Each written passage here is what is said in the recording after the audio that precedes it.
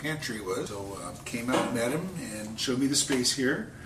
And we explained to him what we have to do in the way of prepping the room for 55 degrees. First of all, any room that's going to be 55 degrees is going to be a magnet for moisture, so you have to prep the room to accept that temperature and just make it cold. So that's what we're doing today. We're getting this room ready to insulate and make it ready for 55 degrees. In the ceiling up here, we're going to spray all that with a foam insulation that will harden like hard foam. It's called polyurethane. And that gives a good tight vapor barrier as well that'll prevent moisture from intruding from up above. And then we'll do the same on all the walls.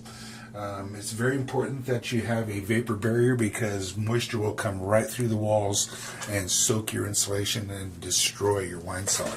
A lot of people who have had wine cellars, they give us a call and say, why is our wine cellar dripping from the ceiling? The whole ceiling just falls down. It's all just wet and moldy. So we see that quite often. It's underneath the stairs, so we have to provide some type of backing to hold our insulation when we spray it in there. So we use this hard, it's called ram board, and that provides us a backing so we can spray our insulation there.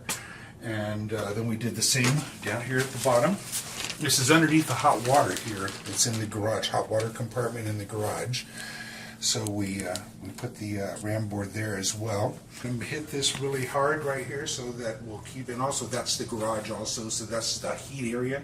So we do hit this wall a little harder than the rest of it because it's, hotter.